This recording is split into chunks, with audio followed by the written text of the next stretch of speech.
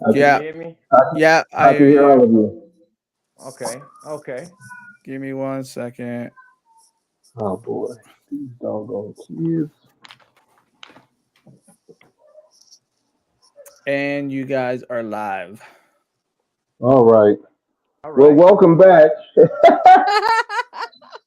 We were in the middle of talking about being festive for the holiday season. Um, Christmas falls on what day this year? Is it a Sunday that the Monday, Bears play? Monday, Monday. Monday, Oh, okay. Monday. Monday. So it'll Yes, be have so the day Christmas is off. good. Have Okay. the day Monday's off I on don't. holiday. Monday. I'll be at It's work, fucking but happy. it won't be a Bears Christmas. I know they played on Sunday. They played on Christmas before.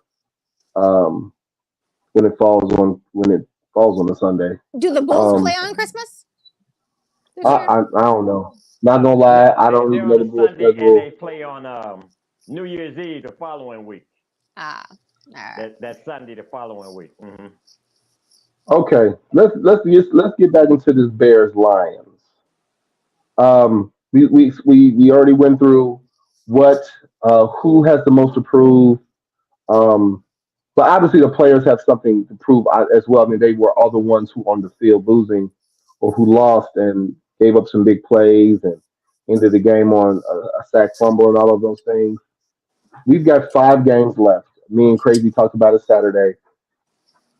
I think this Bears team. I said my projection was 7-10. We're really getting close to that. I also think that there's a chance based on how the defense has been playing and how the offense has looked better.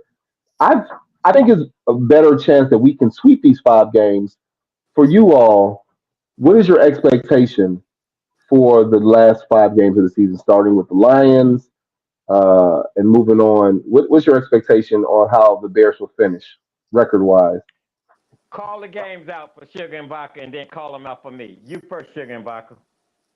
Okay, so the last 5 games are obviously Lions, but home I'm versus the gonna say Lions, win, the win. seventh the 17th versus the Browns, who have a top 5 defense but are having quarterback issues.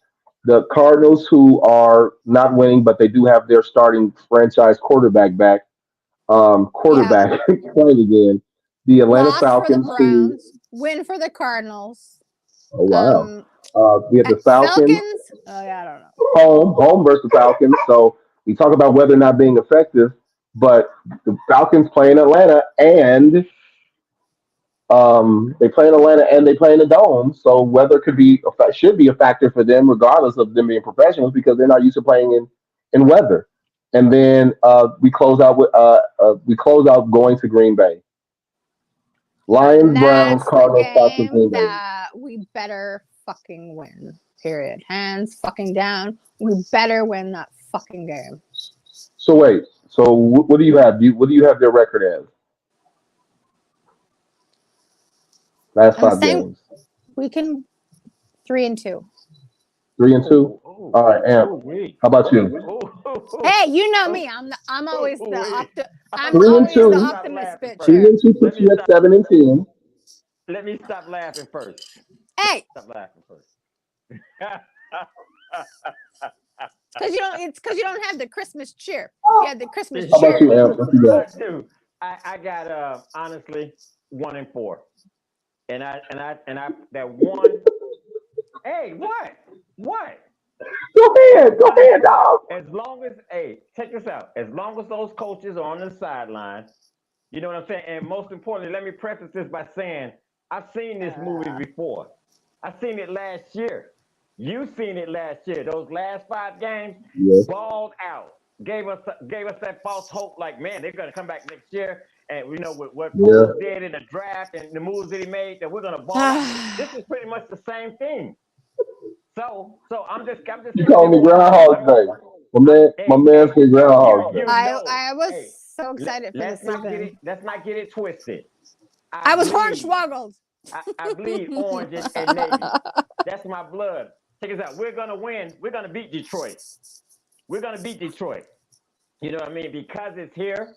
Because it's here. I'm giving the coaches the benefit of the doubt. 10 game You benefit of fall. that one We and got. four. I, yes, You I am. go ahead. Yes, I Go am. ahead. Yes, Go I ahead. am. Check it Go out. ahead. And let me finish. I'm giving them the benefit of the doubt because we haven't played in 10 days. We haven't won 2 games in 2 years back to back. So we'll get this one. And who's behind the Lions? Who's behind the Lions? Tell me. Lions, Browns, Cardinals, Falcons, Packers. You know what? The last 5 games we're only away 2 of them. We're at the Browns and we're at the Packers. That's it. That's it. Yep. 1-4. 1-4. That's it. Okay. That's it. Yep. Quoting at 1-4 because Eberflus lost the locker room. Okay. Oh, I don't think he lost the locker room. He's lost the fucking fans. But I don't think he's lost the locker room. As crazy as it is. Okay. Okay. Mm-hmm. We are. Okay, so I asked you all that leading you to this next question. Would the ending record dictate them letting go of Eberflus? So if they go 3-2, they finish 7-10. Sugar Vodka, since you picked 3-2, will they let Eberflus go if they go 7-10? I have a bad feeling, even if we go fucking 0-5, that we're gonna keep that motherfucker. I want to disagree. We go on 5, he's gone. That's what I I don't think so. I don't think so. We might pull like some Brazil soccer stuff and start rioting in the streets. It's not what I want, obviously, because me and Coach have been on me and Amber, I should say, been on the coach's ass this entire fucking season. We've been wanting them gone since game fucking 1. Absolutely. But I unfortunately I don't see them fucking gonna be doing that. Okay. So for you, Amber, you have them going 1-4, which puts them at 5-12. Mm-hmm. Obviously, if they go 5-12, if they finish 5-12, he's got to be gone. So my thoughts on that, all jokes aside, it's like I said before. We've seen this before. This is the same thing that happened last year. We won the last 4 or 5 games. They kept them around, but now we know without a shadow of a doubt that we have coaches in that coaches. Right? When we saw that, I'm just saying, when we saw that game plan for Minnesota, from the offensive side of the ball, you know what I'm saying? We can go 5-0. We can go 5-0 these next 5 games, and there's no reason those coaches should be on the Bears sideline next season because they. I agree, but if they go 5-0, you finish 9-8. But I don't think they're gonna fucking. But they better get rid of fucking Getsy. If they both stay, I would be fucking flabbergasted. I would be flabbergasted. Because Flus, false Flus.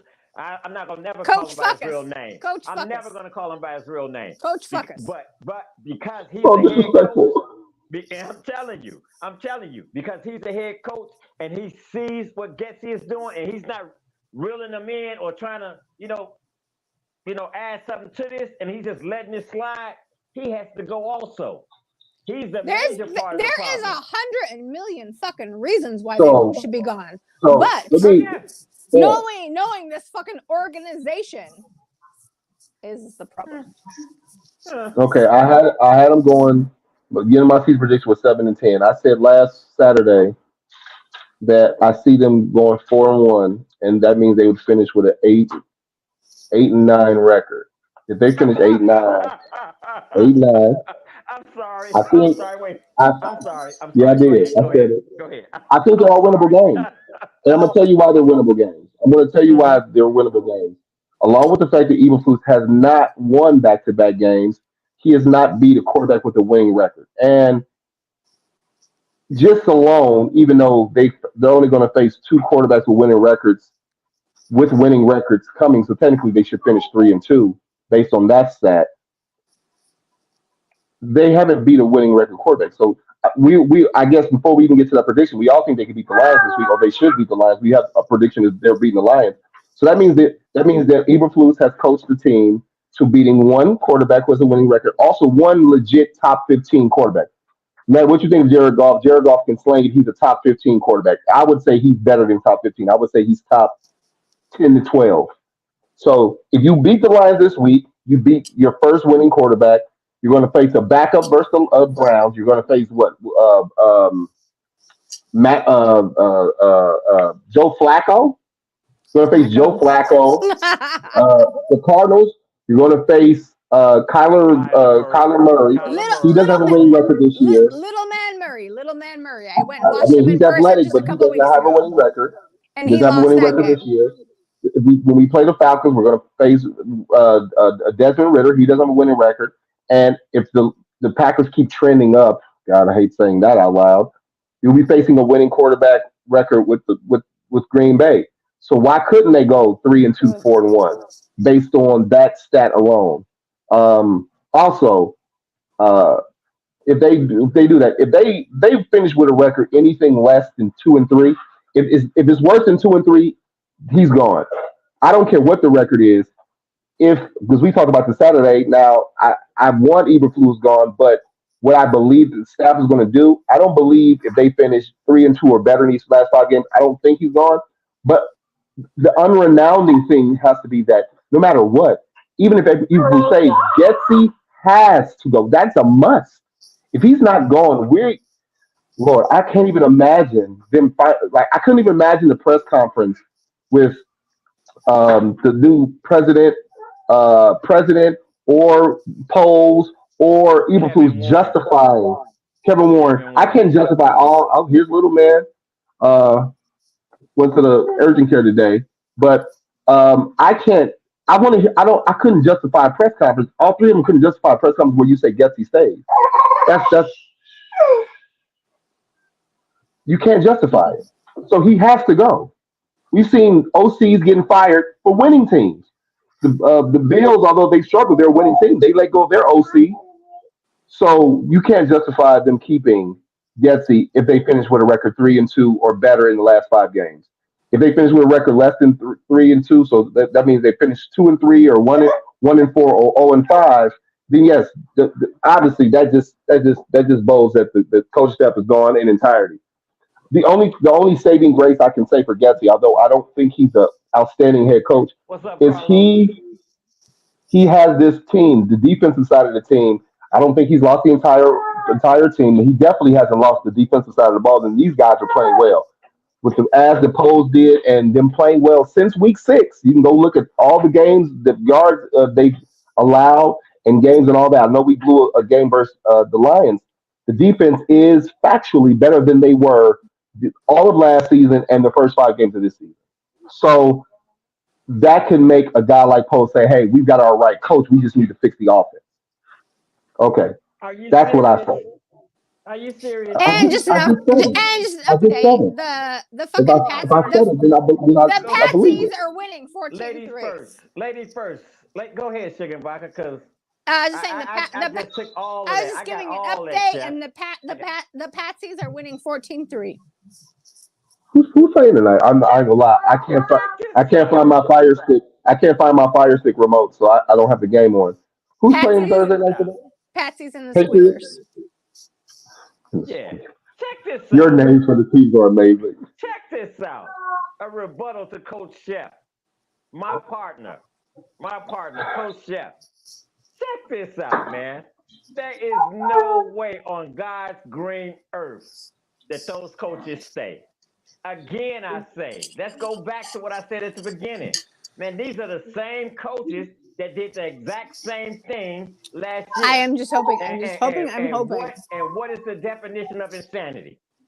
Repeating the same thing. Yeah. There you go. But that's what we fucking do. That's exactly what we fucking do. We've seen this movie before. We've seen this movie before. They all have to go.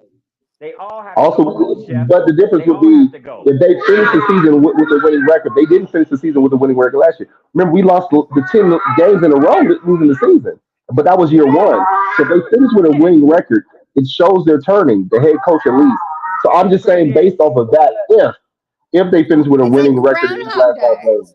But it's like Groundhog Day. You know what I mean? I'm not disagreeing. I'm not disagreeing at all with anything that either of you are saying. I don't believe that these coaching staff should stay. But I do believe that they finish with a 3-2 record or better, that the head coach will still be here.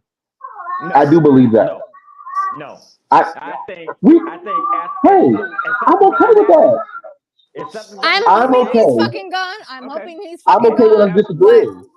That's right. I'm with you. I'm cool with that. But I'm saying. Well, with the people running this circus, I don't know. Do I want him to stay? No. Do I want him to stay? No. But what they will do is different from what I want. Also, there's only one hiccup when if you let the entire coaching staff go, and the only hiccup would be the defensive side of the ball because you have to hire because then you just wreck the defense. Whoever you hire, even if you hire an offensive-minded head coach, we'll get into the head coach candidates or whatever. They have to be the defensive coach or the head coach if he's not an offensive guy. They have to run a 4-3 because this team is not set up 4-3-4. That's right. Mm-hmm. It's not that hard. It's not that hard to find a coach that coaches a 4-3. 80% of the league is running 4-3. The other 20 is running a 3-4. It's not that hard, but most importantly, I get it. Let me finish. No, good. Most importantly, so hypothetically, we keep Plus, you know what I'm saying? And then you say bring in another offensive coordinator. Check this out. If that offensive coordinator doesn't gel with Plus, it's a wash. That's why I say you got to get rid of everyone. You got to get rid of everyone that coaches staff. That defense is going to be stout. I don't care who you bring in. If you're running a 4-3, and once we get that 3 technique D tackle, that real 3 technique D tackle, that defense is already good. You know, I give it to them. That defense is good. It's playing very well. They need a D tackle. You know what I'm saying? And I'm thinking I think we have one. I don't think we have a star, but I think we have a guy up and coming. And also, I keep hearing also, but has been playing very well. He needs to gain more weight, Chef. I keep hearing the fucking scenario. Not a complete technique. Hold on, Chef. I keep hearing the fucking same scenario though. Well, if they get rid of the head coach, then the new head coach is gonna want to bring in his own QB. Like no. That's not. Y'all don't think if they get rid of this whole, if nothing else seals the deal on Justin Fields as the Bears quarterback, it's getting rid of this entire staff because that's just not. You're going to take a quarterback, so you're expecting the new head coach, who I don't care if it's hardball. So if it's hardball, he's going to want control. They're not going to give him control. They may give him control over the quarterback decision, like they may say something like the roster is still. Hold on, sorry. I don't think it's going to be hardball because I just read that Michigan's coming up with a fucking killer contract to fucking re-sign him. So he's been flirting for the past 2 years, though. He be flirting every year. He flirts. He flirts with leaving. They give him more money. So I think that's unfortunately off the table. Hey, real quick before y'all get to this next segment, let's go ahead and I can bring up the chat real quick so you guys can read it. Yeah. So just give me 1 second, real quick. Sorry, technical difficulties in y'all. I was looking for them too.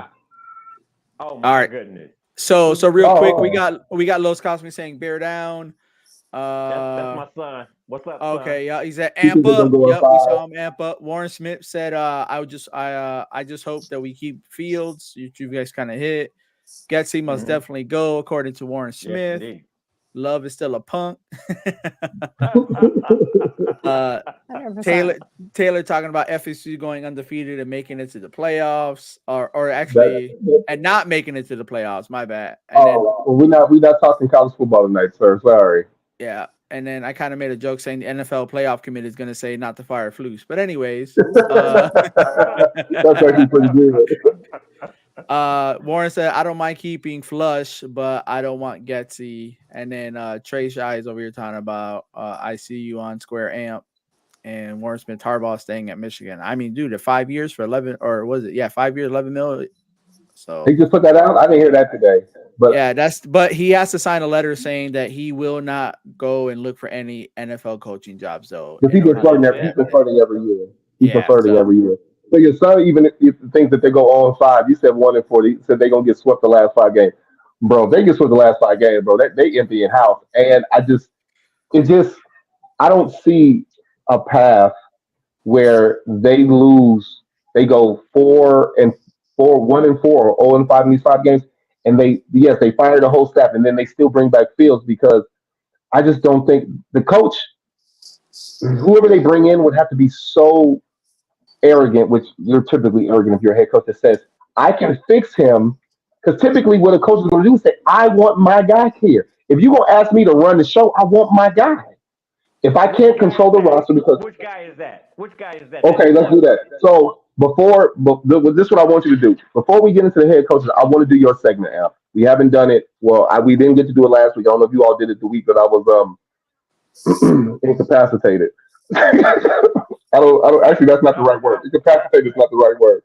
That says I was unconscious. We know what I you was mean. very conscious. Yeah. So before we get into the coaching candidates, what I want to do is I want to give you your 2 minutes to give the fans, the viewers, and give us 2 unadulterated minutes of you being amped up. Before you do it, who is it about this week? Please don't say the coaching staff. You got to give us something new. You got to give us something new. Pick a card, any card. Pick a card, any card. What? I have a plethora. We can pick something. We can say you could be amped up about the national media. We can do that. You got 2 minutes on that? I can do about the national media, but and hey, I got it. Okay. Although we have some fans of Fields, but wherever you want to go to, whatever you want to do your 2 minutes on, the show is yours. I got it. Okay. Go ahead. My phone's Go ahead. popping off here. Check this out. Hey, first of all, I'm amped up about my team. I'm amped up about the Bears. I'm amped up about what me, Sugar Vodka, and Coach Chef just talked about. This idea, just the idea of if we win 2 games, that they're going to bring this coaching staff back. You know what I'm saying? Or, I'm sorry, not the coaching staff back. They're going to bring Evilfuss back and then fire Gessie. Are you kidding me? Are you kidding me? We have seen this rodeo before. This is the exact same thing that happened last year. We won the last 4 games, and then we brought these clowns back. And what happened? The same thing. It's insanity, man. And now on top of that, we're in the same position. We're gonna get the #1 pick. We got all this buzz going through the national media talking about what the Bears are gonna do, how the new coach, if they bring one in, is gonna trade Justin Fields. Man, give me a break with that nonsense. We have a quarterback. We just don't have no doggone coaches. Check this out. And that defense is stout. You can bring in a defensive coordinator, Ron Rivera, for goodness sake. You know what I'm saying? To coach the 4-3. Come on, man. Let's stop it with this nonsense, man. Let's just stop it with this nonsense. The Bears need an overhaul on the coaching side. I seen that interview, that locker room presser at the post game at the Minnesota. Not one of those players, man. Evilfuss was giving the old rah, rah, rah, rah. And what peed me off the most is when he said to the players, talking about, this is a building stone. Are you kidding me? Are you kidding? A building stone? Dude, you've been here for 2.5 years. It's not a building stone. That was 1 win. Barely. I'm tired of these coaches, man. I'm tired of them. I'm tired of hearing about this first-round pick. I'm tired of hearing about this Justin Fields.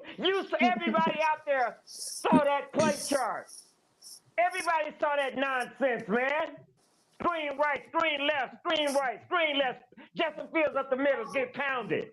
5 yards here, 3 yards there, 5 yards there. It's everybody seeing that nonsense. This is not NFL quality coaching. It's not.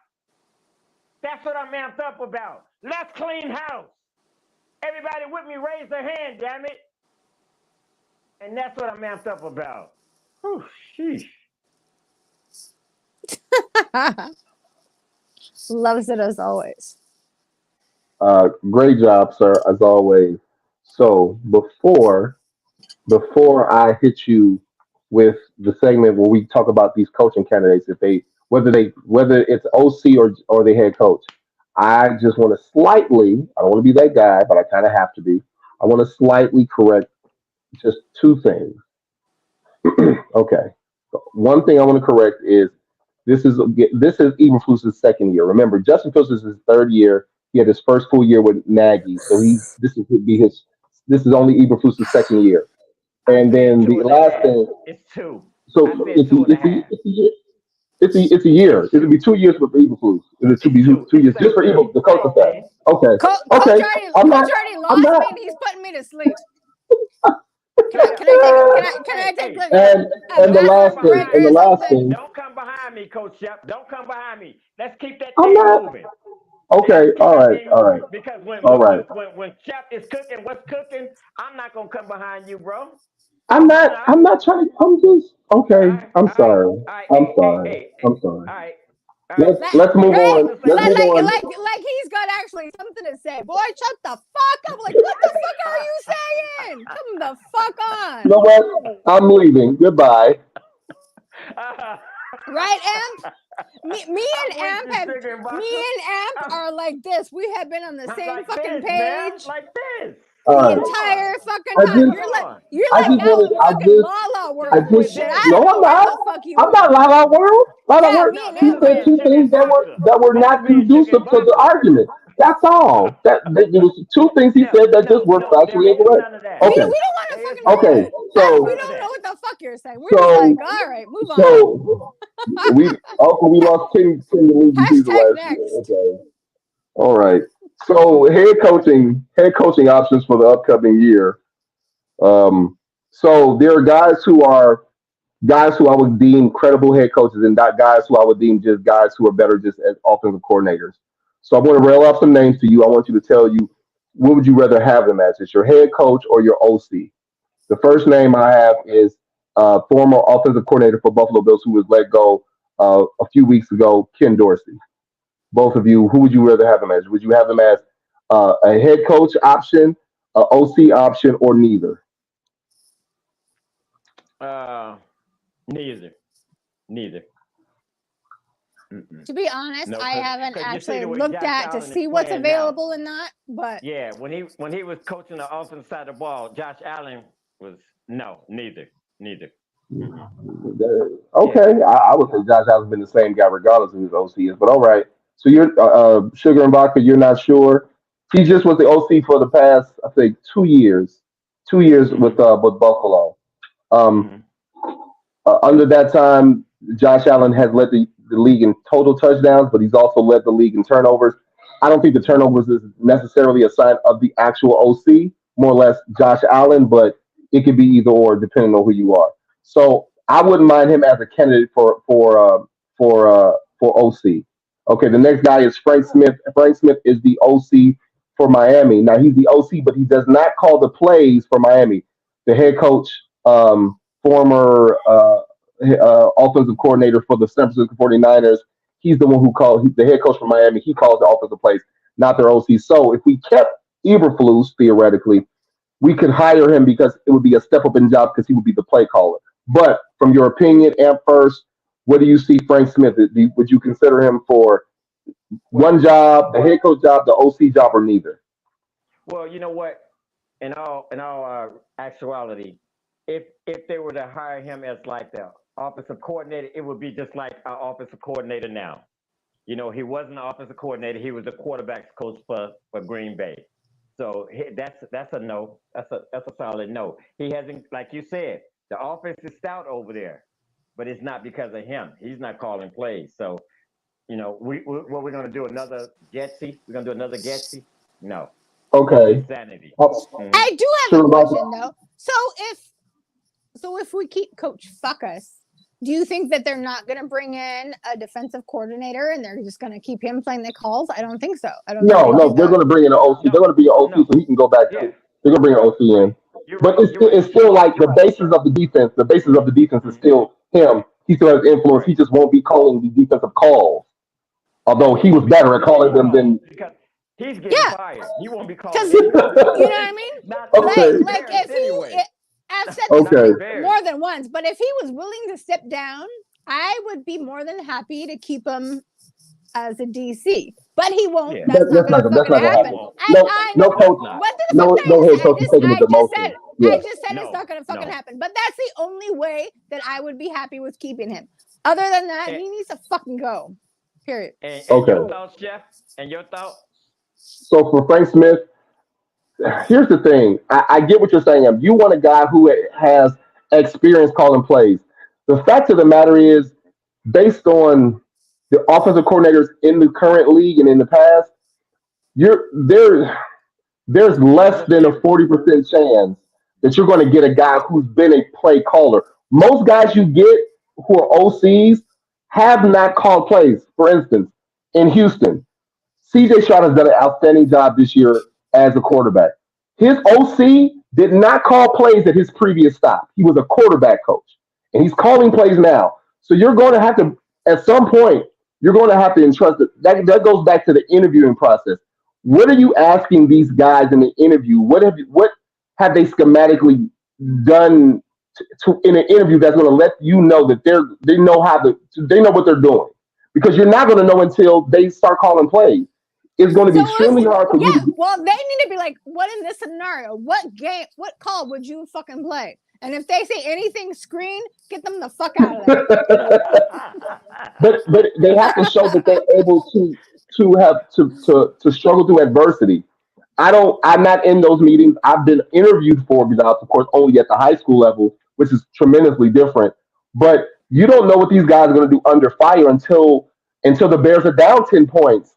And whether you adjust, or until the Bears are up 10 points in a game and the defensive coordinator or other team adjusts, and then how does the offensive coordinator readjust to that adjustment? So I agree. I would like someone who has play calling experience, but the likelihood of it is not as strong as I think. Like if I give you the list of these names, a lot of these guys don't have actual play calling. Well, let's go back. Let me think. I'm looking at these names. It's 50-50 kind of. 50-50 on these guys playing calls. So the next guy would be Frank Wright. Frank Wright is the former head coach for the Panthers. On that note, I would like to know what the fuck they asked Getsy. And whatever they asked him, and whatever he fucking answered, we want the opposite of that. The only thing I can say is that when you're hiring a coordinator or anyone,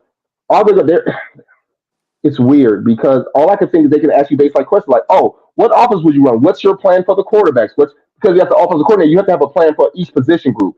So I don't think they're asking exactly what your play calls are going to be. I think they're asking questions like, hey, what's your plan for the position group? What's your plan for this talented quarterback? What would you call for? What do you have planned for a guy who is a dual threat quarterback? What do you have planned for receivers who are not 6'5", but are 6'2", but have speed? They're going to ask you bland questions about what your plan is for the offense and growth and position groups. But I don't think they're going to. I think if the screenplay didn't exist, what would you call?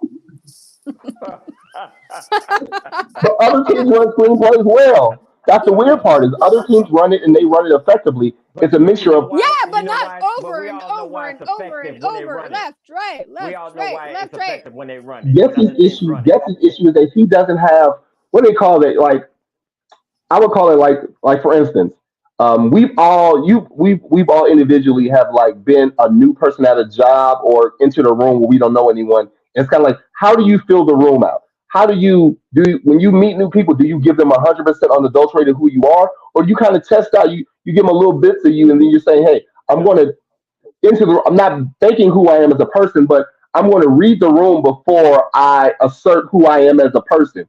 Getsy doesn't know how to fill. You keep that mask on until you slowly unveil. Right. Exactly. I think Getsy's issue is that he doesn't know how to fill the room as far as play calling. So it's not the idea that he lacks imagination all the time, although he does. It's like the shit emoji was there, but it just started getting closer and closer and closer. It's that he doesn't. It's like when certain things happen in the game, he doesn't know how to. No screenplays. Exactly. No screenplays according to Sugar Vodka. I don't think he's good. Crazy. If you have that chart just from the Minnesota game, just for kicks and giggles, that play calling chart. If you have that, pull that up for us. Just for kicks all right, and giggles. give me a second. Give me a second as you guys are talking. We're all in agreement that the play calling in the second half was atrocious because he didn't adjust. Everybody know what it looks like. Left, right, left, right, left, right. The circles are all left, right, left, right, left, right, left, right, like a fucking mess. What are your thoughts on Frank Wright? Frank Wright, the former. You know what? That would be fucking. I like him as an OC. I like Frank Wright as an OC. Okay, you like him as OC. Now I think he got a raw. I think personally he got a raw deal in his last two stops. I think he got a raw deal the Panthers coach, and I think he got a raw deal at Indianapolis. Definitely at the Panthers. So you guys So think like that he would step down to No, he's fired already. Yes, because once you've been fired from 2 head coaches jobs, once you've been fired from back-to-back head coaches jobs, there's nothing you can do but unless you're going to go to college. He was Ain't nobody hiring you again. You gotta reinvigorate your career as a play caller to get that chance again. He's already in his 50s. I like him. I mean, so I wouldn't bring him as a head coach. No. How about you, Sugar Vodka? You said no? It's rare that I disagree with Amp, but fuck no, I do not want fucking Frank Reich. That would Jesus Christ. I think he got a raw deal in Carolina. No. I think he kind of got a raw deal in Indianapolis too, but definitely in Carolina. I don't know about that. Definitely in Carolina, only because I don't think he wanted. I think he wanted CJ Stroud. That would be like saying, well, I think, and I'm going to use his real name just because these are fans talking about him. I think Coach Flus got a raw deal being with the Bears. No one thinks that. And I think he would be good. I'm just saying that's what it would sound like if somebody talking about like Frank Reich. That's like saying Nagy just needed a change of scenery, and we see what's happening over there in Kansas City in the second half. They're not scoring any points. And that's Nagy. Coach Nagy was the fucking worst until he was good last year, though. They won a Super Bowl last year. What happened, Coach? Also, they don't have a lot of receivers. They have less. I think they have less receiver talent than the Bears do. They have a tight end. Real deal. That boy Rice is but he's a rookie. He's a rookie. But they had a lot of drops this year. I don't think that's a coaching thing. I think that's a talent thing. Okay.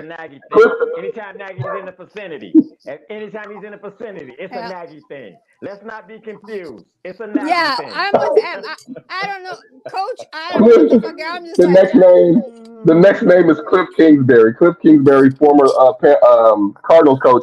Right now, he's the quarterback coach at USC. I'll just jump and tell you, I don't want him as either. I don't want him as the quarterback coach as the OC or the head coach. Although I don't dislike him as the OC, I just think that he's not right for the NFL game. I think he's better just in college. What do you think, Amp? Cliff Kingsbury. I think there was only one college coach that I would have as a head coach or offensive coordinator for the Bears, and he just signed an $11 million a year contract. So no, and I'm talking about Harbaugh. So any other college. Wait, did he resign it? It hasn't been they signed put it out yet. There to him. Yeah, he didn't sign it yet. So I'm gonna say Sugar and Vodka. You say neither as well. But he's off the table, so that's okay. Kellen Moore, current offensive coordinator for the Chargers. Current offensive coordinator for the Chargers, Kellen Moore. Would you bring him in as a head coach or OC or neither? Well, I already said Frank Reich as the OC. You know what I'm saying? So I'm not gonna bounce back and forth with that. Okay. You know what I'm saying? So we have the OC. As far as I'm concerned, Frank Reich would be the OC. Hey, real quick. So now you're looking for a head coach. Hey, real quick. Exactly. I couldn't find the next gen stats real quick, but I got this one. Okay. I think this sums up their passing plays, right? Oh my God! No, I told you. You need to put the little circles in the left, circles in the right. That's what you were supposed to put. Circles left, circles right. Circles left, circles right. That right there. How about call a screen pass? Still call a screen pass, but do it to the other side. Yeah, that's it. Yeah, that's it. Hey, there you go. That's a good one. Man, crazy. That's a good one. All right, Sugar Vodka. It was Bobby out What there. Do you think about Kellen Moore? What do you think about Kellen Moore as a head coach or OC? He's the OC right now for the Chargers, and he was also previously the OC for Dallas last year, or actually for 2 years in Dallas under Mike McCarthy. No. No, okay. And you said no. Well, you wouldn't bring him as a coach since you already have an OC. I will say this: anybody you're fucking bringing up is better than what the fuck we have now. Like we could throw an old gym shoe out there, and it would do better. So it's kind of hard to like. It's kind of hard to say like, well, do I think it's better or is it what I want? Is what you're asking. Okay, I'm going to bring up two more names of guys, just because the list is pretty long. What do you think, Coach Chef? What do you think about that? About him? Kellen Moore? I don't like. It's not his age. I just don't think that he's ready to be the man who leads an organization yet. I'm not going to say it's because of his age. I just don't think he's there. Now he's been a very astute guy his entire career. You're talking about a guy who put up great numbers in college, who wasn't the most physically gifted quarterback, but was the guy who knew the playbook and knew where to go and mentally just was that guy. And he transitioned from not being a successful backup quarterback to going to offensive coordinator. So you know that offensively he has the mind for it. I will say that I like his offensive mind. I just don't think that he's ready to be a head coach yet, unless he's going to adopt. I think as a head coach, he would be more like my man from the Rams, who he would end up being your play caller. Like, I don't think Kellen Moore, if he comes as a head coach, I think he's the head coach who also calls offensive plays. And he just lets the defensive coordinator do his thing. But I don't think I wouldn't want to bring him in as a head coach of the Bears yet. I think he could be relatable, but I don't know. I'm really indifferent about him. I'm going to bring up only two more names, but there's a long list here. I'm going to bring up two more names of two guys, because these are guys that one is in our division and two, another guy who's been in the head coach talks for the past 3 to 5 years. Well, at least 3 to 5. One is Ben Johnson. He's the current OC for Detroit. So I don't care about him being in division. I care about the fact that he's got this offense the past 2 years balling out. And the talent has changed, because I don't think they have the best receiving core. They have clearly a top 10 one receiver. They've got a tight end. They've got a quarterback who can throw the ball. But I think that bring him in for an interview as a head coach would be a good job. And that's Ben Johnson. And the other name is Eric Bieniemy. So there you go. Ding, ding, ding. There you go. I knew you were going to say that. So what you're telling me is that you would bring Eric Bieniemy in as a coach. You would either have to. I think if Ron Rivera gets fired, you'd either have to beat what they're paying would pay him in Washington, and you would have to guarantee him more, because I think that you know they're going to fire Ron Rivera, right? They're going to clean house in Washington. No, but what I think is they're going to fire Ron Rivera, but they're going to retain. I think they want to retain Eric Bieniemy, because he's got Sam Howell playing better than people thought he was going to play. You can say what you want about that team, but that offense has played really well. Yeah, Sam Howell has played much better. Sam Howell has put together quite some games where you're like, man, Sam Howell, he might not be a franchise quarterback, but he looks like he can run a team. Yeah, but I think with new ownership in Washington, they're going to clean house, man. And that's when I believe we can grab Ron Rivera as a D coordinator. And who else can run a 4-3 like him? Seriously, he got it from the master. He got it from the master. He does run a 4-3. There are a couple other coaches. Most of them are offensive minds. In fact, everyone on here is an offensive coach, except actually all the head coaches on here are all offensive guys. The list that I have on, none of them are defensive guys. Let me ask you this. You would bring in somebody who's already a coordinator. Let me ask you this, Coach Chef. You can't see Bieniemy as a head coach and Ron Rivera as a D coordinator? No. I wanted them to interview Bieniemy 2 years ago. Okay. 2 years ago when they fired Nagy, but I knew that even though he was respected, I knew that there would be turmoil, because the fan base would say, "Oh, you got rid of one Kansas City guy just to hire another Kansas City guy." Yeah. Now that's kind of to me that argument doesn't work, because it's like it's the Texas Tech model. So Texas Tech, since the mid-2000s when Mike Leach took over, none of their quarterbacks have been successful, because the air raid was deemed a system that a quarterback could not run in college and be successful in the league until Patrick Mahomes. Or anytime you make an argument with you can't draft Ohio State quarterback because they're not successful, but you have Justin Fields or you have C.J. Stroud, although C.J. Stroud has been more successful. Is that people say you're going to do the same thing? Like they let the past affect the future, not identifying that these two people are different in how they see things and how they coach things. Eric Bieniemy is a very intense, and he's been called an intense head coach, offensive coordinator. Um, he's also the only real detractor for Eric Bieniemy has ever had has been Shady McCoy because he didn't like him for whatever reason. But you can see he's a fiery coach who's going to get in your face. Now, is that a little old school? Yes. Do players at the end respect that? The answer also has to be yes because everyone who's coached under him, except for Shady McCoy, has respected the hell out of Eric Bieniemy. So yes, if you get rid of the staff, the number one name on the list has to be Eric Bieniemy. Agreed. And I give him whatever he wants financially, and even if you say, okay, you got to work with polls, obviously the head coach and the GM have to work together to build a roster. But do I give him control of his decision for quarterback? No. We have Not even control.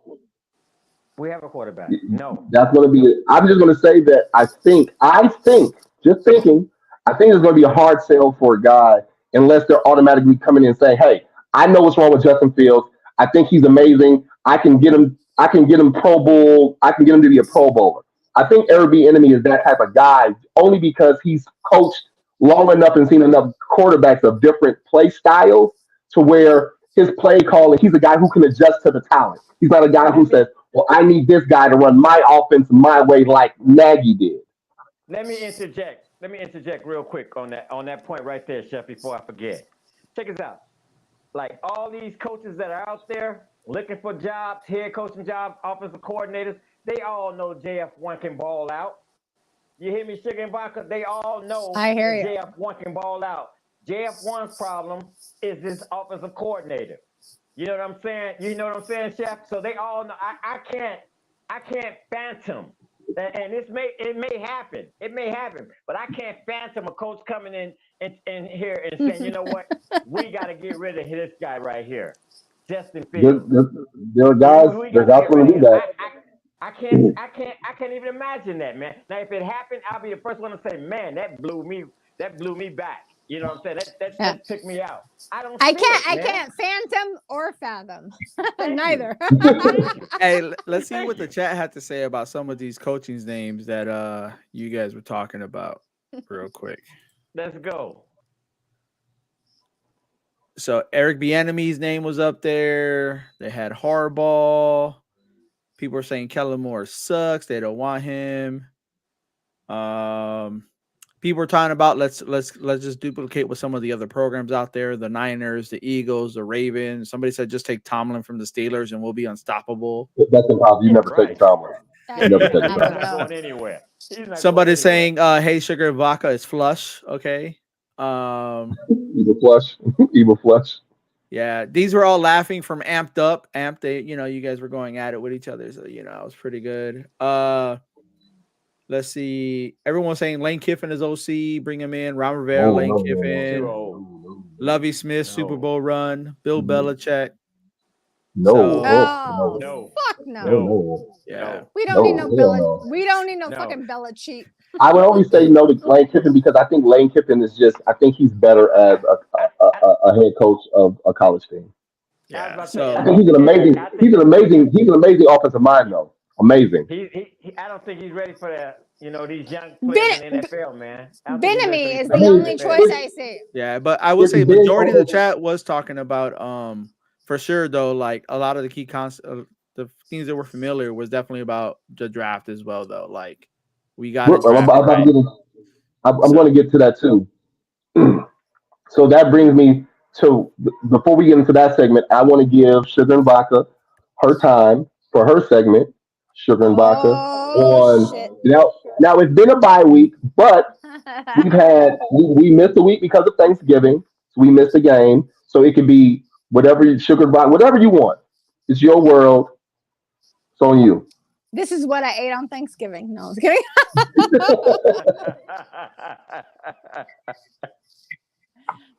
No, my segment. The goods. Again, JF1 fan, huge fan, happy for him. Anything else? We got to win. Happy for that.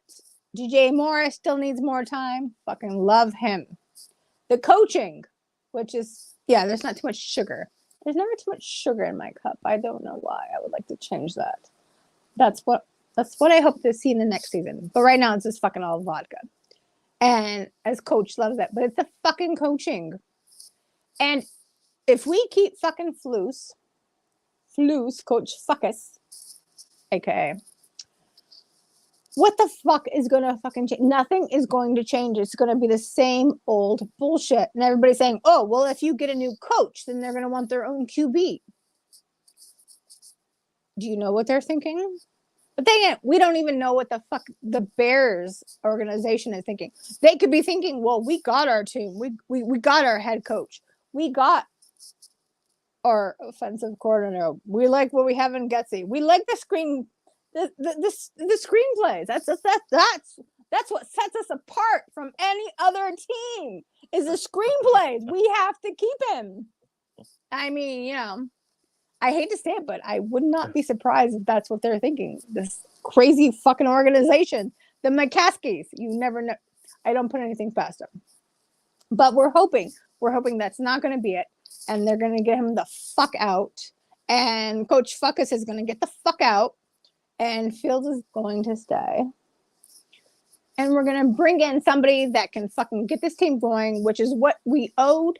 Like, we were owed a great season. We were the Bears fans were owed a great fucking season this fucking season. What the fuck happened? I was so excited. But I think I had us, you know, winning 13. I was like, you know, my heads were in the clouds. I was so fucking amped up and so excited, and then this shit happened, and I am just like, what the fuck? And I think I'm over my time for my thing, but I'm just like, what the fuck? I just hope that we get rid of the bullshit and we get back to what we need is fucking wins. We need fucking wins. Stop the screenplay, stop the bullshit, get somebody that knows what the fuck they're doing and knows how to fucking play call. It's fucking ridiculous. And the teams are like, oh my God, what are they going to call? Is it going to be a screenplay? Is it going to be a screenplay? I don't think it is. Right? No, they can't call another, can they? Oh my, okay. What do you want? Screenplay left or screenplay right? Screenplay, come on. Left or right? Come on now. Which one is it going to be? I think we can call both, right? And it's fucking ridiculous. And that is my sugar and vodka moment.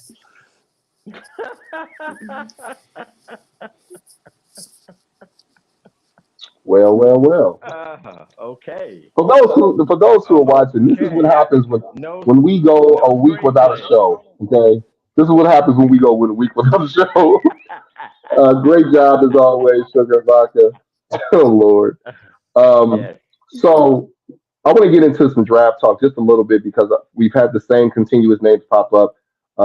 Williams, the young man from USC, Drake May, the guy from North Carolina, Marvin Harrison Jr.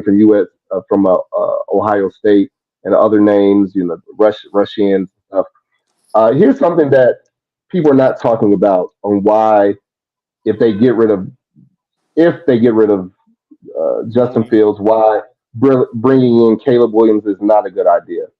Because I believe they're more the same than they are more different. People will say, yes, Justin Fields has thrown at least interceptions, but he still leads the league since he's been in the league in fumbles. In fact, I think he's averaging roughly a fumble a game for his career. Now, I will say that Caleb Williams has the same issue. His issue is that he holds the ball too long. What people who are not pro Justin Fields, what do they say they dislike about him? He holds the ball too long. Well, that's what happens when you have a really athletic quarterback. Caleb Williams is known for holding the ball too long. What is Caleb Williams also known for? He's also known for fumbles. He doesn't lose all his fumbles, but he has 33 fumbles since in his time as a quarterback in college. He hasn't lost all 33 fumbles, but he has 33 fumbles in 3 years-ish worth of starting, including his Heisman Trophy year of last year. So if you get rid of Justin and you bring in Caleb, this is what you're losing. You're losing a bigger, stronger quarterback. You're getting a smaller quarterback because Caleb is listed at 6'1". He might be 6 feet. He's not tiny as though he's 150 pounds, but he's a smaller, structured quarterback. You're losing a little bit of arm strength. You're losing a little bit of short area quickness and burst, but you're still getting an athletic quarterback.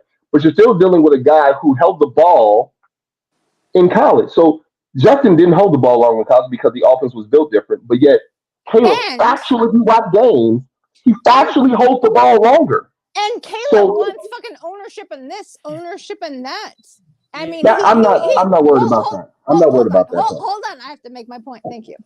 Go ahead. He's missed the fucking boat on that. If he wanted to own a part of the team, he should have, been in the draft where Jordan Love was, so he could be like, part owner of the Packers. You know what I mean?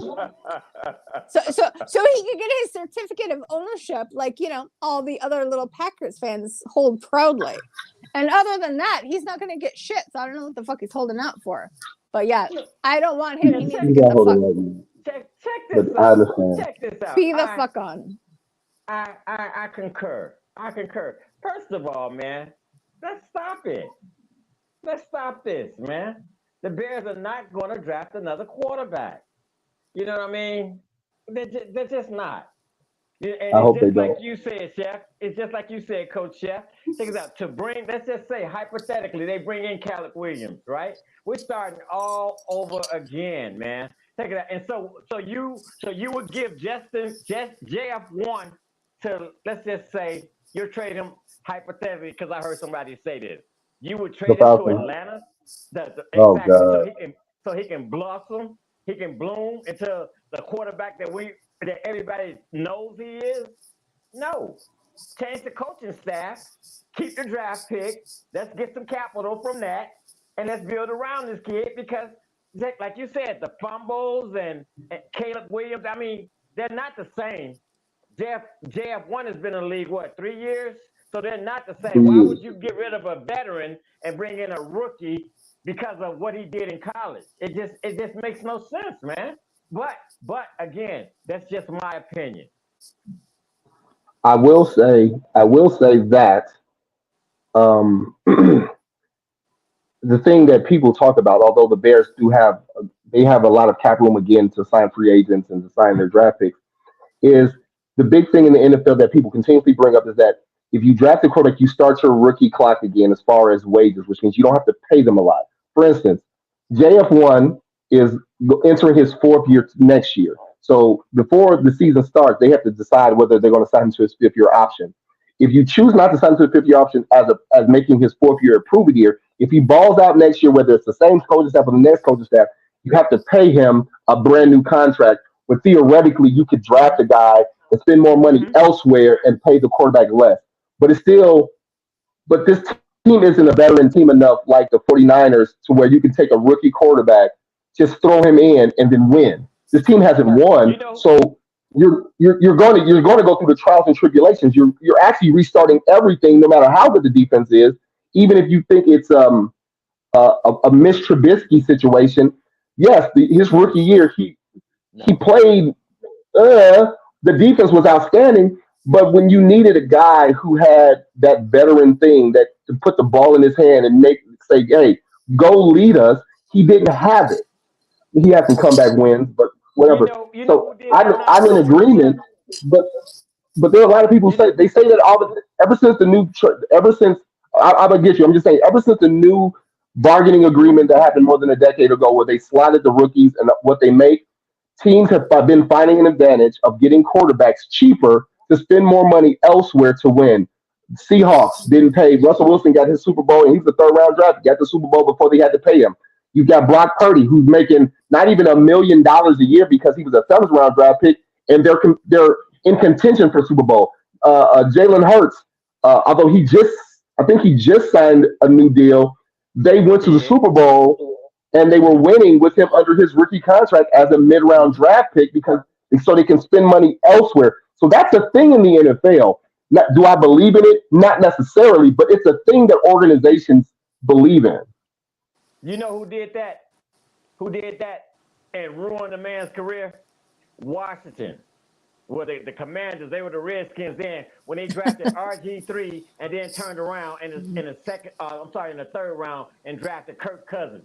You know what I'm saying? Like, why would you do that? And so now you got a microscope on your number one pick, right? You got him under a microscope. You wanna play him because he's a first round pick, but you have this potentially good quarterback that you drafted in the third round, and now you got them bumping heads. And then once RG3 got in there and did his thing, Cam Newton 2.0.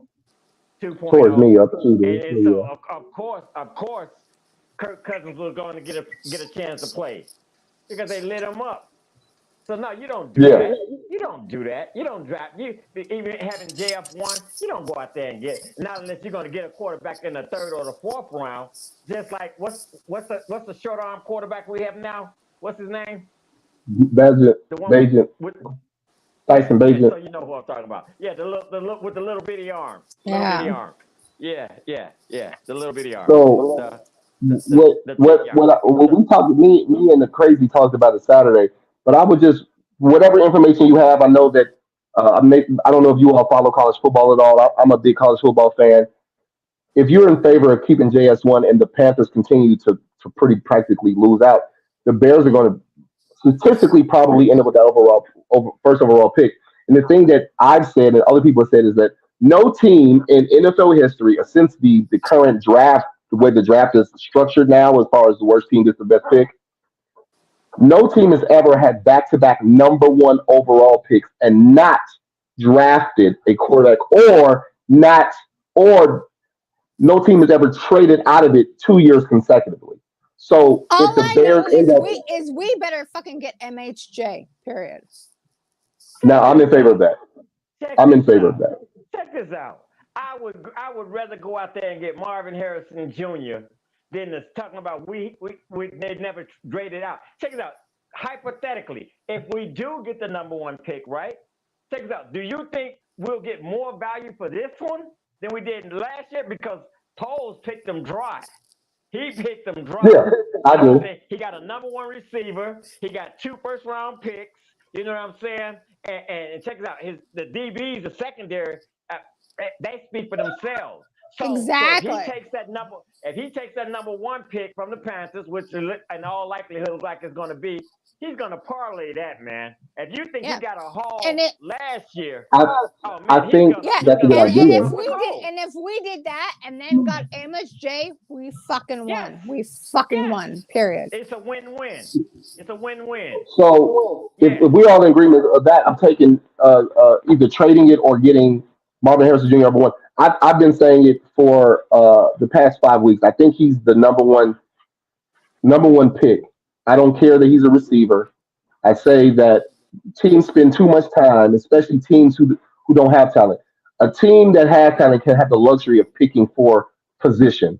I think you take the best player available. It's okay. You take the best player available, and the best player available, you can disagree with me, that's fine. I think it's Marvin Harrison Jr. There are other receivers, but I think that he is the least amount of flaws. I think that he has the more room for growth. He can put on another 10 pounds. He can get stronger. I think that he has all the things you want in a number one wide receiver, even if he's not your number one and you keep DJ, or it doesn't matter. What's wrong with having more talent? Since when is more talent for your quarterback a bad thing? Right. It's never been a bad thing. No quarterback has ever said, I don't know who to talk to. These guys are too talented. His dad was number 88. His dad was number 88. Right. He was the fucking man. He is the fucking man until this day. And his son is ready to fucking walk in his footsteps. His son is different, and I am fucking here to see it. Yeah, I am fucking here to see it. I am fucking here to see it. That kid's on a whole nother level. I am so fucking here to see it. I don't know who his mama is, but his daddy was barely 6 feet. That boy's 6'2", 215. His daddy wasn't even 180. So I don't know. If maybe Marvin Harrison is the run of his family, but he was the best athlete. But that boy is bigger than his daddy. Do you guys want me to bring up the draft order real quick? I'm here for it. I'm fucking here for it. I'm fucking here for it. That's all I'm saying. It's in that formula, man. It's in that baby formula, man. Okay, as of now, in their baby food. the Bears it's still slotted 1-5. I think Okay.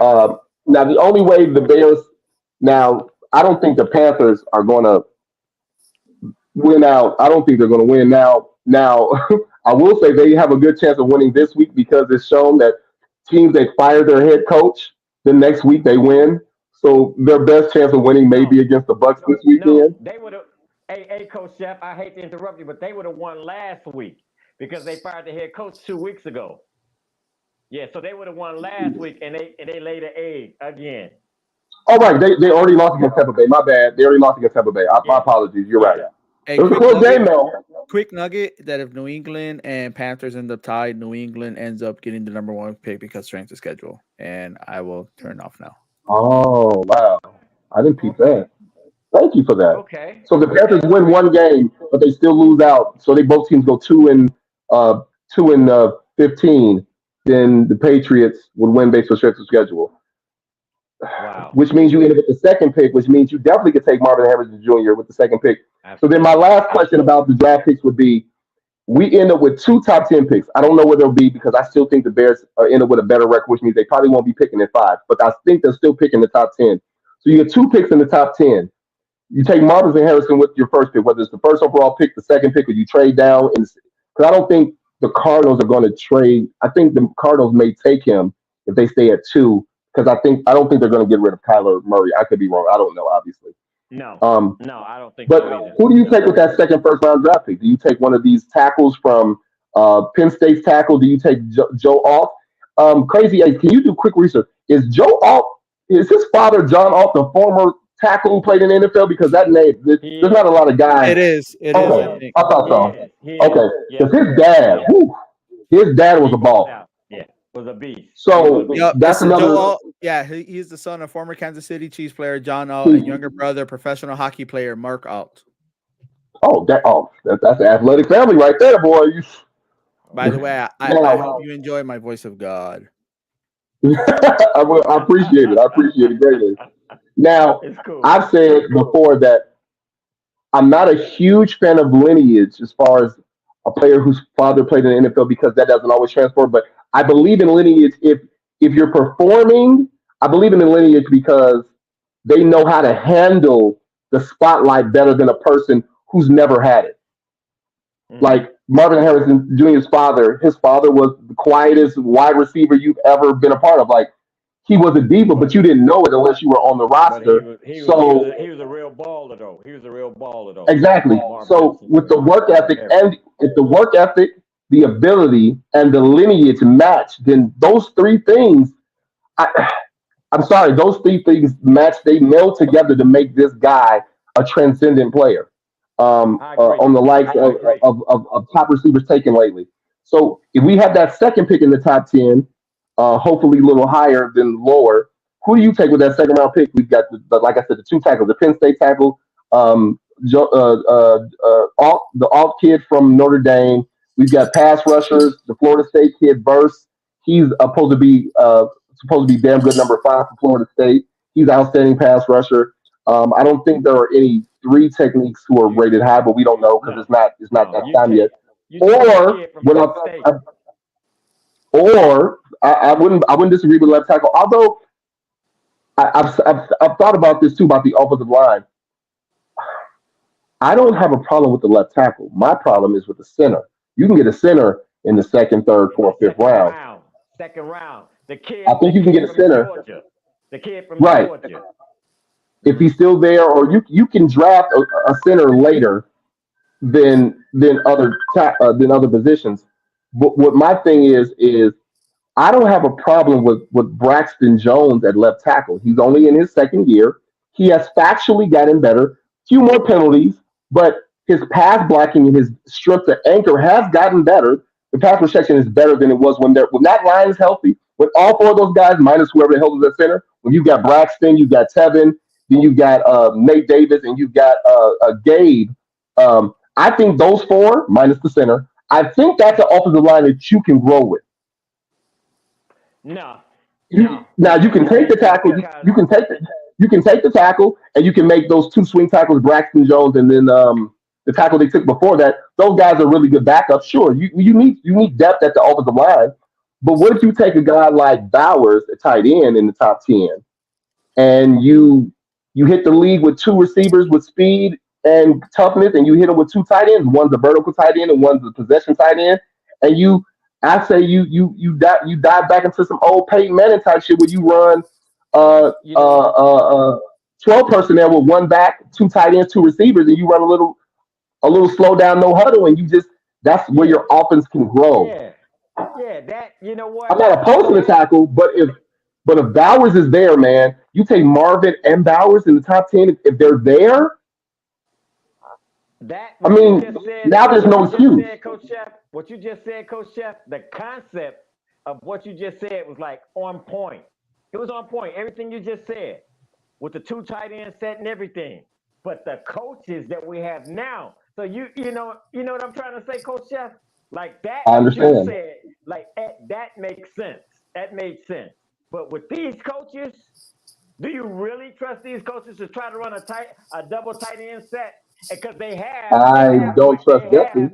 But there you go. Because I was about to get in depth with it. But you know what I'm saying. Everybody else out there listening knows what I'm saying. But what you said. How about you, Sugar Vodka? Do you watch any college football? Yeah, I do. Yeah, I'm happy with my Syracuse hiring of the Who they hire? Syracuse next year. But Who they hire? The Georgia guy. With the DC? I like Dino Babers. I liked him as a head coach. I just think that he's a Syracuse. I'm happy with it.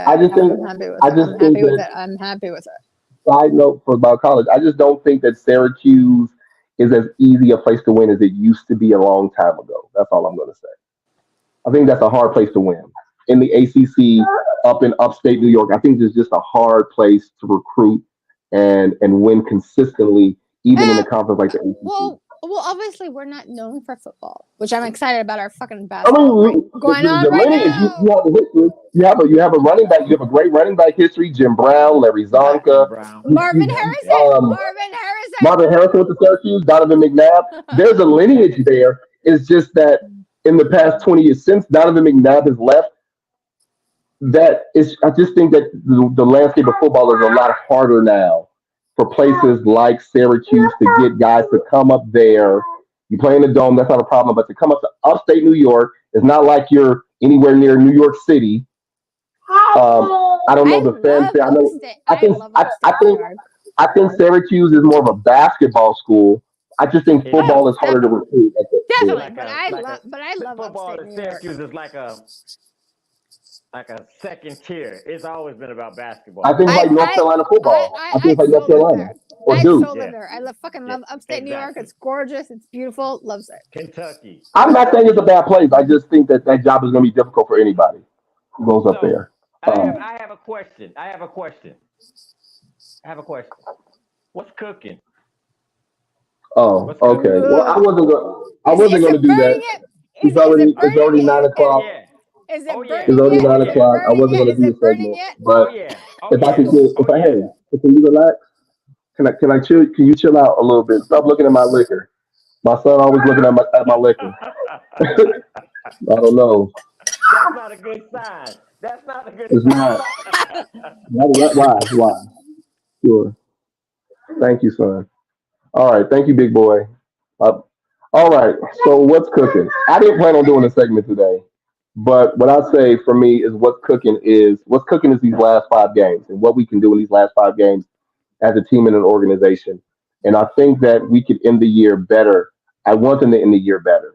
If that means keeping Bulls, it makes me kind of itchy, but we need to end well because I don't think that if this year ends poorly, then they're going to clean house. And I mean head coach, quarterback. I just don't believe that the next guy's going to want to keep Justin. And then we're going to start all this over again. We're going to have this next conversation the next 3 years about, do we have the right guy? Do we have the right offensive coordinator? We need time to let them mature and let them maturate and let them percolate. We got to go back to old school football where quarterbacks don't see the field. You got to go get a wily veteran and you got to have a guy sit for a while. Look, win these games. You got to win 3 of 5. You have to win 3 of 5 to maintain some stability within the coaching staff. Yes, you get rid of Getsy, you get a new OC. Yes, Justin had to learn a new offense, but the stability of the personnel is the same, which is better than bringing in the new quarterback and the new offensive coordinator. That brings instability, is what you don't need with a team that is growing with talent, along with the draft picks. So, hey, I'm trying to cook right now. Are you making noise?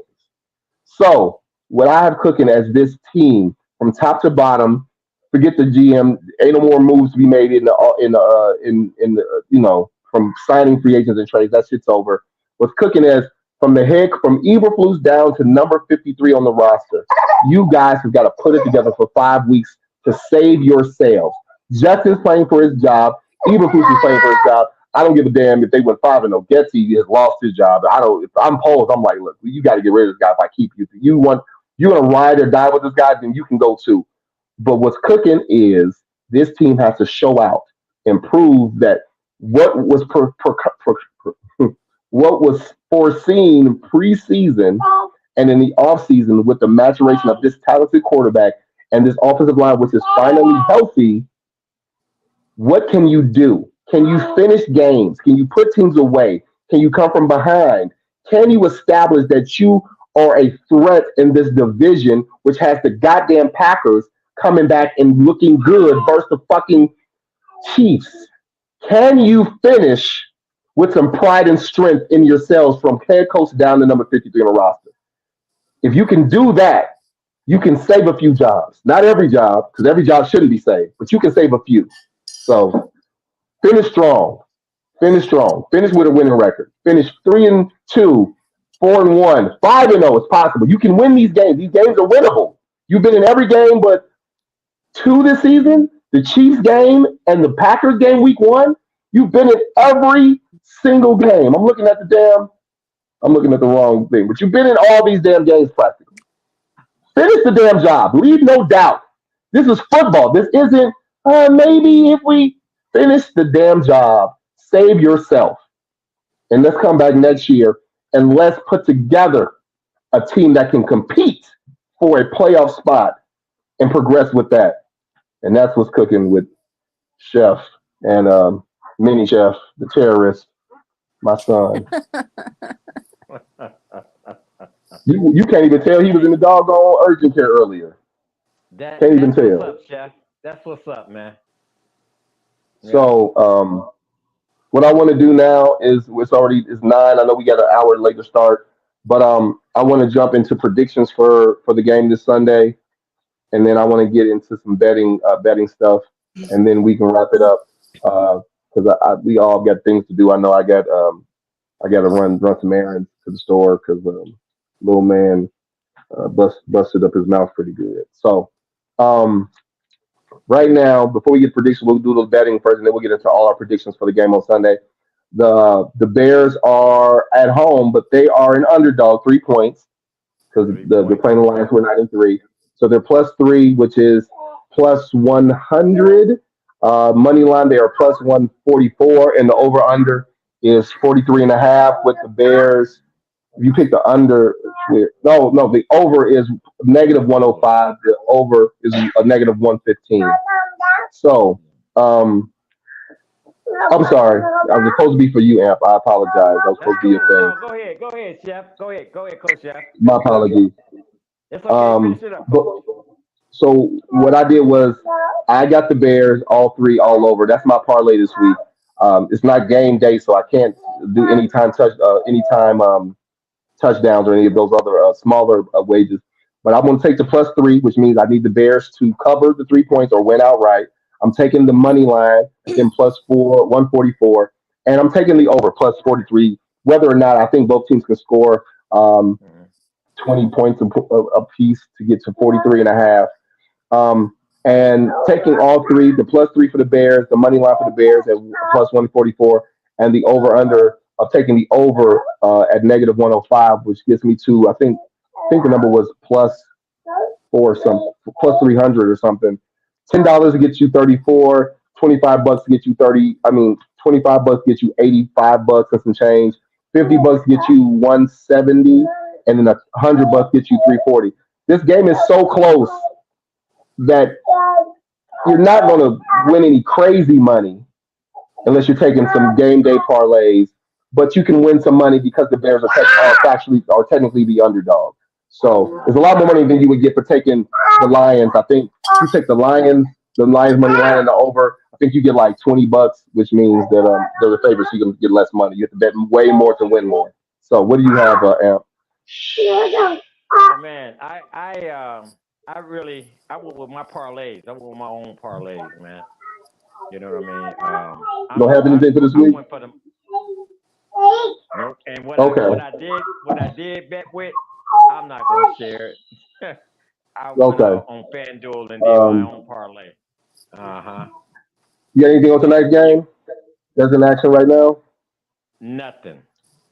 Okay. Stayed away from it. Okay. No problem. So, yeah, well, yes. Daddy's busy.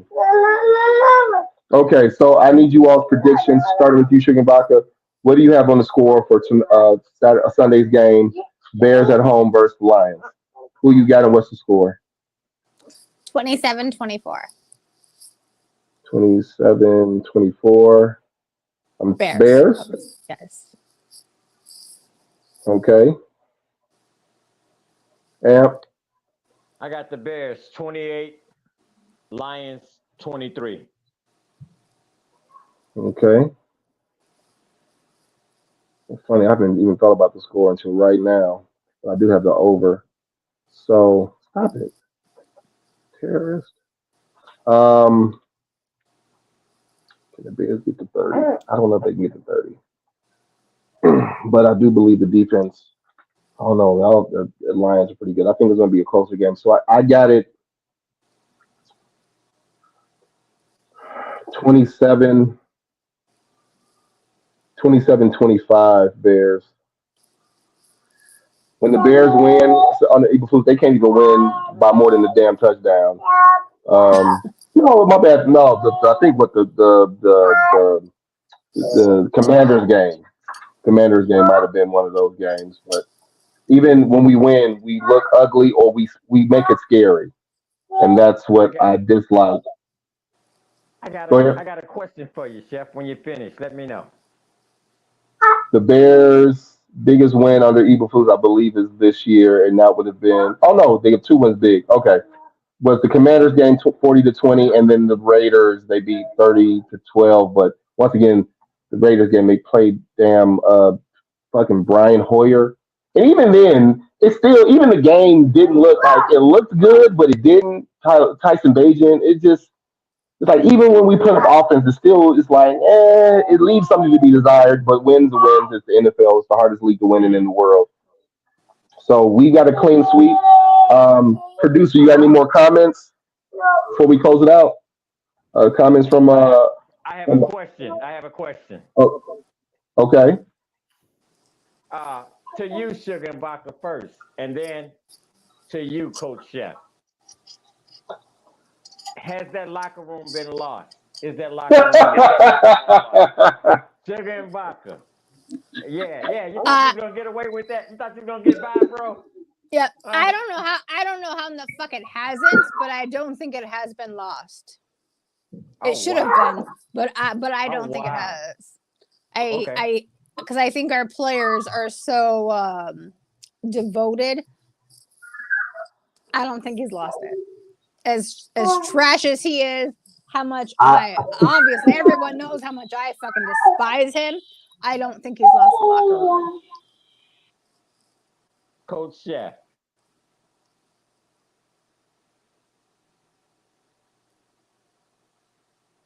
Oh, okay. That's your answer.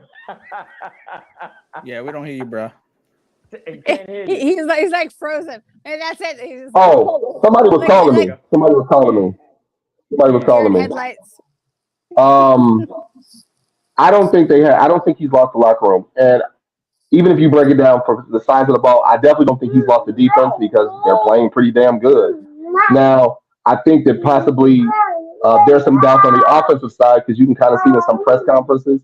But as a whole, the entire 53-man locker room, I don't think Eberflus has lost it. I think that I think players know their job and they can find redeemable qualities about the coach, but I don't think so. He refuses to let it go. He refuses to let it go. Hey, check this out. Yeah, I refuse to let it go because I watched that post game rah speech in the locker room after the Minnesota debacle. Right? I don't watch that bullshit anymore. Anything with Coach Fuckus, I don't give a fuck too much. I wanted to confirm what I thought.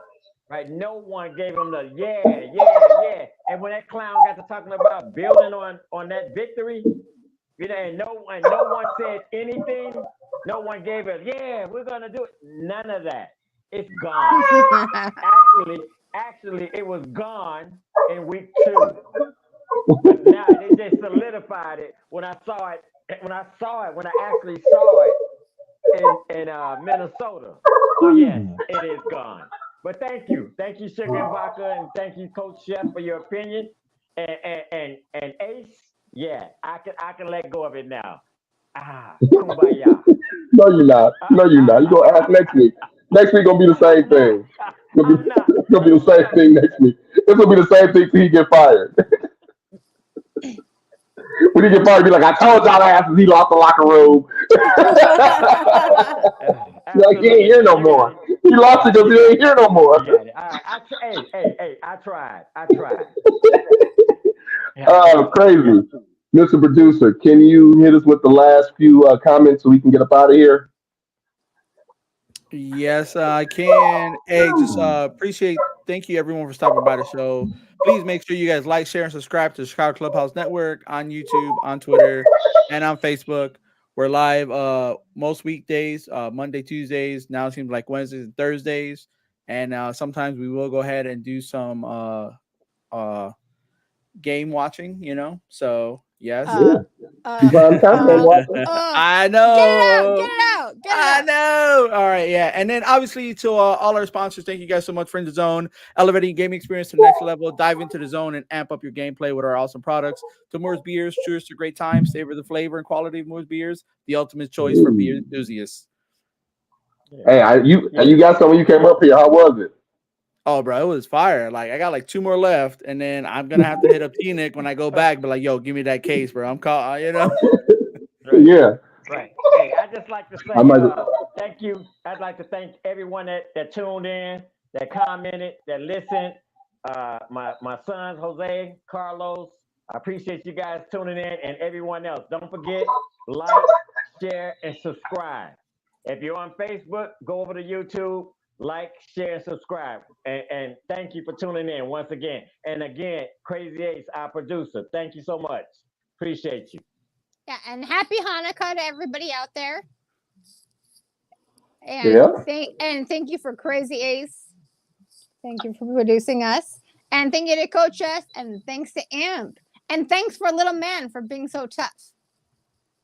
Yeah. You can't even tell they busted up his mouth today. He acting like he all good. That's my boy. Thank you to everyone who tuned in. Like you weren't like a little demon child running around busting your lip when you were little. I don't know.